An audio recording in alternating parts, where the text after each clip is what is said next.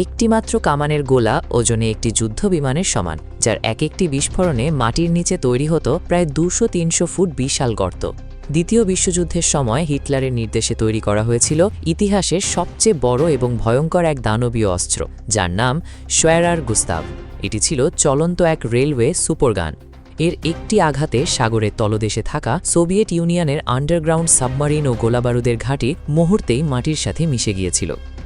Soviet ইউনিয়নের কংক্রিটের তৈরি আন্ডারগ্রাউন্ড বাংকার ধ্বংস করার জন্য হিটলারের সরাসরি নির্দেশে ক্রুপ কোম্পানি এটি তৈরি করে।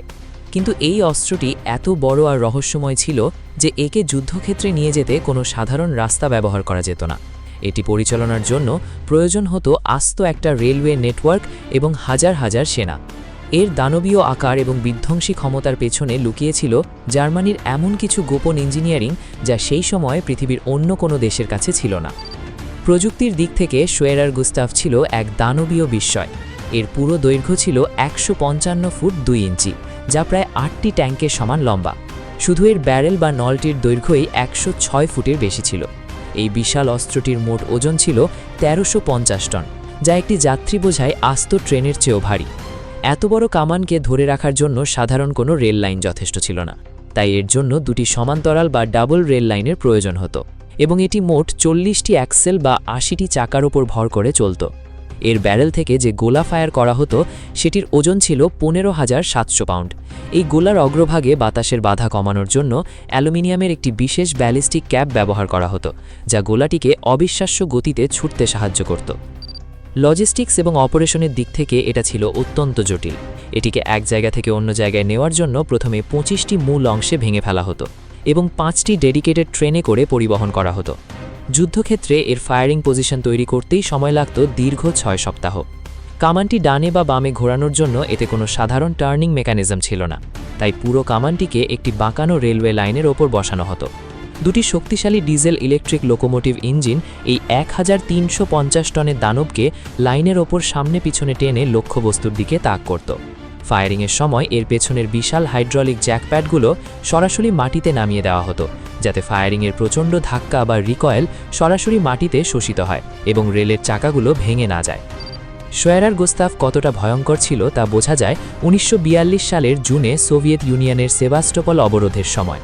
সেখানে মাটির নিচে এবং সাগরের পানির তলদেশে প্রায় 100 ফুট গভীরে অবস্থিত সোভিয়েত বাহিনীর একটি অতি সুরক্ষিত গোলাবারুদের ডিপো ছিল, যার নাম হোয়াইট ক্লিফস।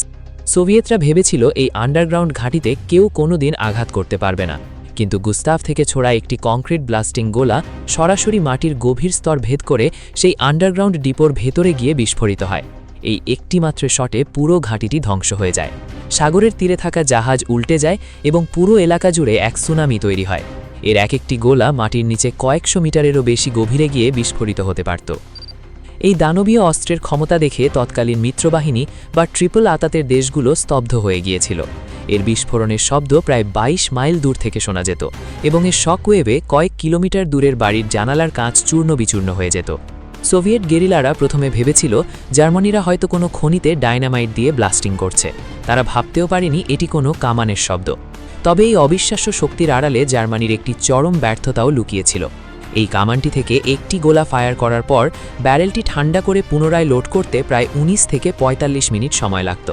সবচেয়ে বড় গোপন বিষয় হলো এর ব্যারেলটি এত বেশি শক্তির চাপ নিত যে মাত্র 100 রাউন্ড ফায়ার করার পরই ভেতরের খাঁজগুলো ক্ষয়ে নষ্ট হয়ে যেত।